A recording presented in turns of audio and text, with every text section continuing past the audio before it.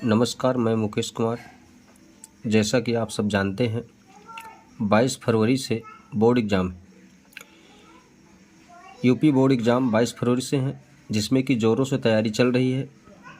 Coaching के माध्यम से, ऑनलाइन माध्यम से जैसा आवश्यकता होती है वैसे हम आपको क्वेश्चन और उनके आंसर उपलब्ध कराते हैं। जैसा कि आप कक्षा 10 के रसायन विज्ञान और कक्षा 12 के रसायन विज्ञान की कुछ अभिक्रियाओं के बारे में चर्चा करेंगे।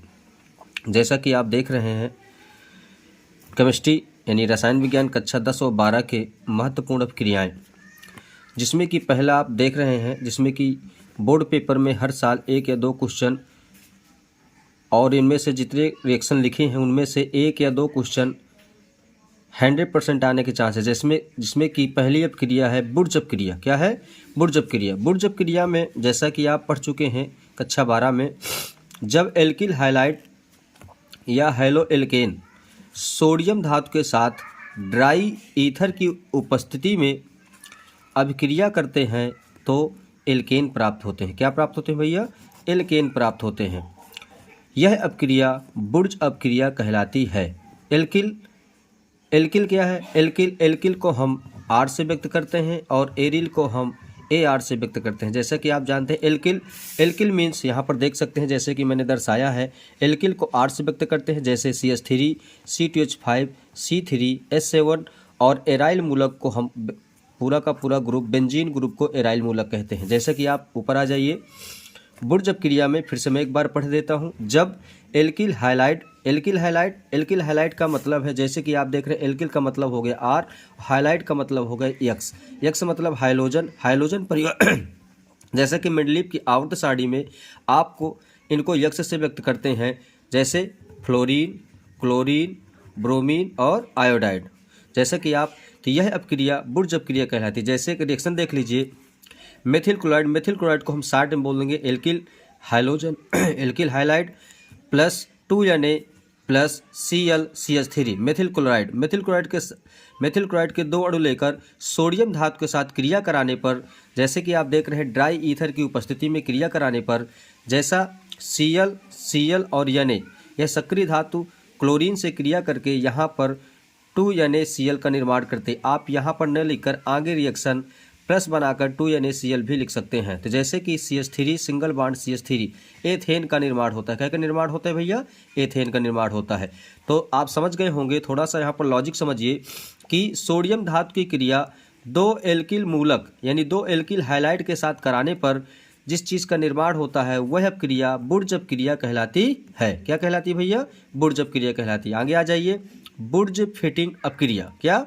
बुर्ज फिटिंग अपक्रिया में डिफिनीशन देख लीजिए। जैसे कि जो कुछ हमने रिएक्शन बनाया उन्हीं को लिख दिया जाता है। जैसे जब एल्किल हाइलाइड व एरिल हाइलाइड मैंने बता चुका हूं, और एरिल हाइलाइड, जब एल्किल हाइलाइड व एरिल हाइलाइड सोडियम धातु के साथ ड्राई ईथर की उपस्थिति में क्रिया करते हैं तो यह एल्किल एरीन बनता है। यह अपक्रिया बुर्ज फिटिंग अपक्रिया कहलाती है। जैसे कि शार्ट में देख लीजिए, RX alkyl halide plus sodium धातु XAR एरिल हाइलाइड को ड्राई ईथर की उपस्थिति में RAR यानी कि एल्किल और एरिल दोनों प्राप्त होते हैं प्लस 2NaCl। जैसे कि एग्जाम्पल के माध्यम से देख लीजिए बच्चों, CH3Cl मेथिल क्लोराइड की क्रिया सोडियम धातु के साथ बेंजीन क्लोराइड यानी कि क्लोरोबेंजीन के साथ कराने पर ड्राई ईथर की उपस्थिति में, तो यहाँ पर टालुइन का निर्माण होता है। क्या का निर्माण होता है? टालुइन का निर्माण होता है। और क्या बनता है? NaCl। क्या बनता है भैया? NaCl।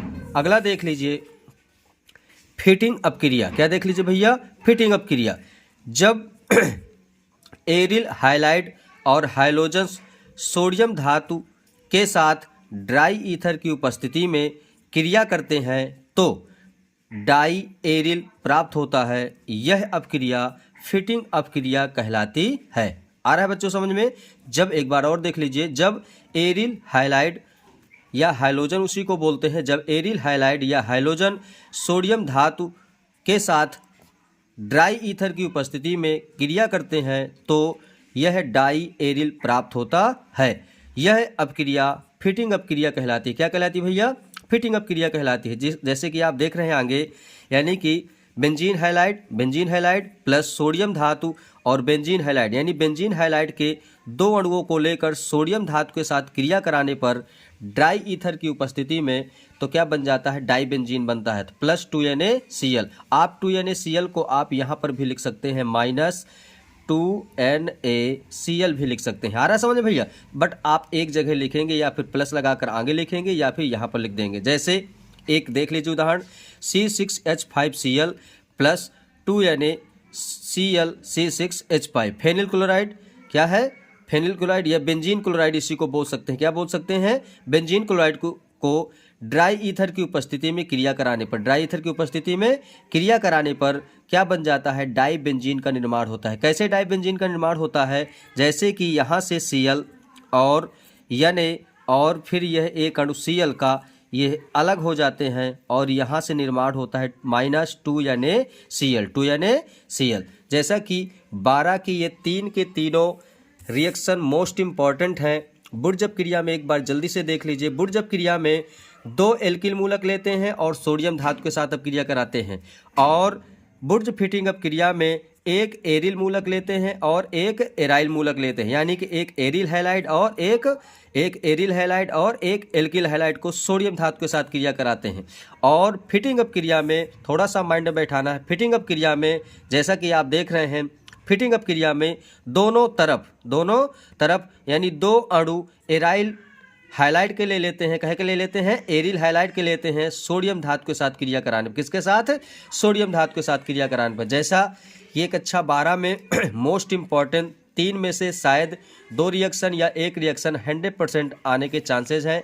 इनको बच्चों पढ़ लीजिएगा। जैसा कक्षा 10 में भी आप देख रहे हैं, कक्षा 10 रसायन विज्ञान, कक्षा 10 के रसायन विज्ञान में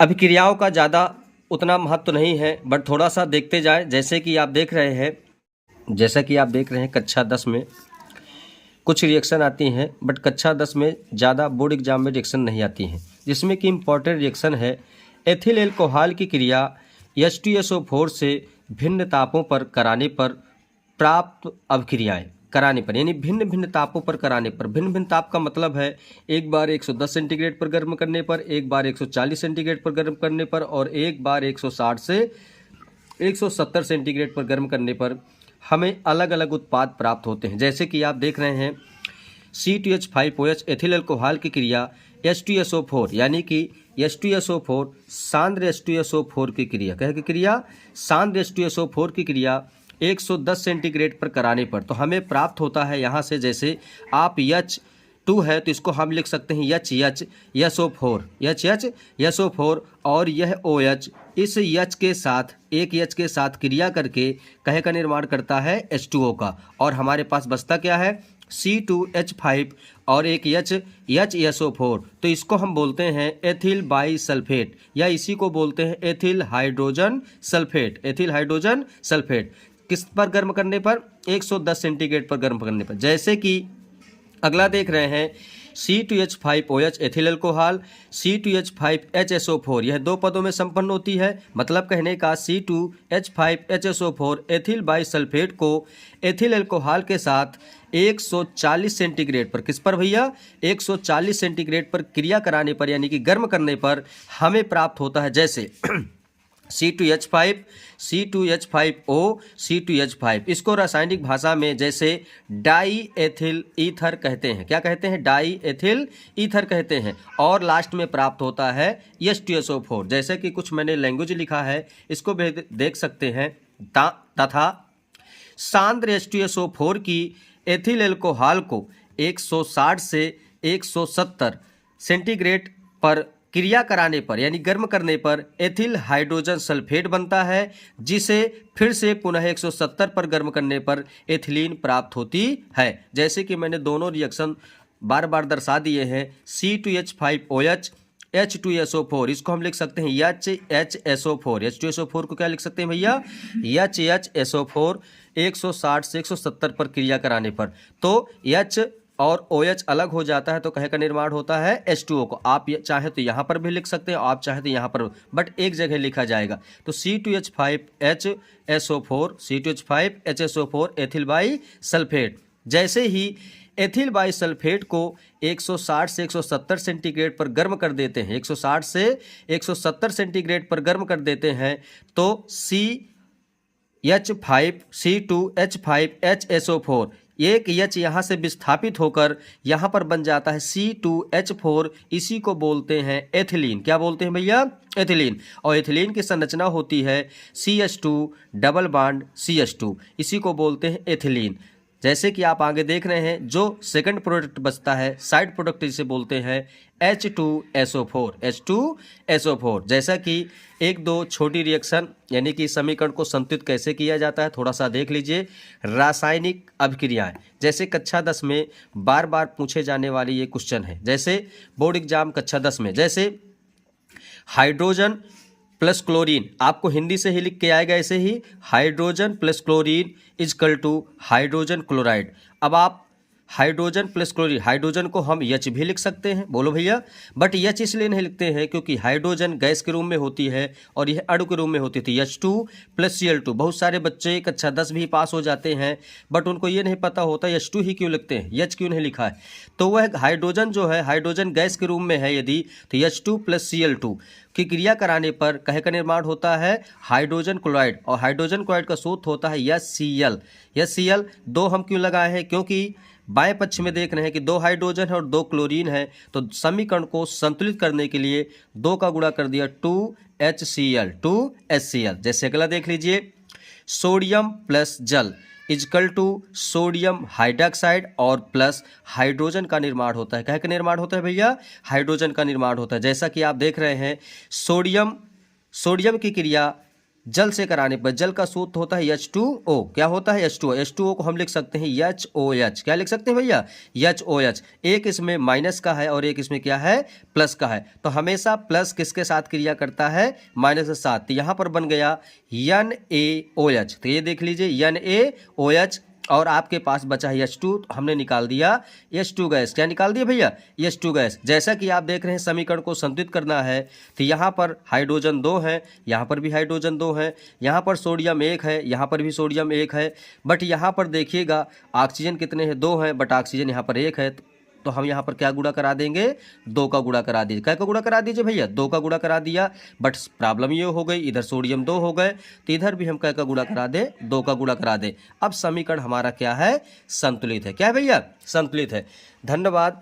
आप देखते रहिए इसी तरह और चैनल को सब्सक्राइब करते रहिए, और उम्मीद है कि आप बोर्ड एग्जाम में अच्छे नंबरों से पास होंगे। नमस्कार।